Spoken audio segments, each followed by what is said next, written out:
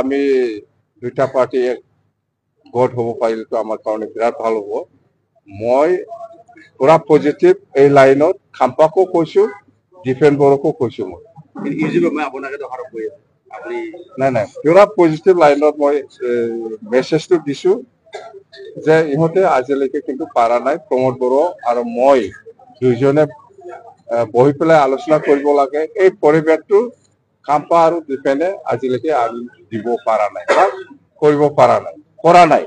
কিন্তু বাহিৰে বাহিৰে কৈ থাকিলে নহব নহয়। ইহঁতে মোৰ ওচৰত কথা দি পেলাই গৈছিল, খাম্পাও কথা দিছে, ডিফেন বড়ো কথা দিছে যে আপোনালোকে দুইজনে বহি পেলাই কথা পাতিলে সব কিছু হৈ যাব। আপোনাৰ ইচ্ছা আছে? মোৰ ইচ্ছা আছে, মোৰ ইচ্ছা আছে, বহিম। কিয় পাৰা নাই? এনে বাহিৰে বাহিৰে দুটা দলে একত হ'ব লাগে বুলি এনে বাহিৰে বাহিৰে এই মোবাইলত এই টিভিত কৈ থাকিলে নহব। প্ৰেক্টিকেল কৰক।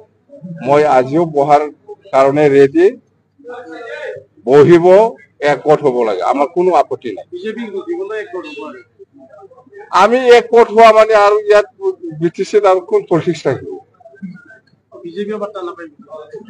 বিজেপি নহয়, আমাৰ ৰিজনেল BPF আৰু UPPL চৰকাৰ বনাব ইয়াত। বেলেগ দলে পাত্তা নাপায়। কি বিজেপি কি কংগ্ৰেছ চবেই নাপাব।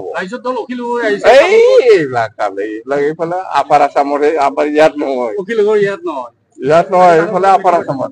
তাৰমানে স্যাৰ বিজেপি উৎখাত কৰাৰ কাৰণে আপোনালোকে লগ হ'ব নেকি? UPPL BPF মইতো লগ কৰিবৰ কাৰণে ইচ্ছা আছে বুলি কৈ আছো মই, কিন্তু ইহঁতে কিয় অহা নাই আজিলৈকে?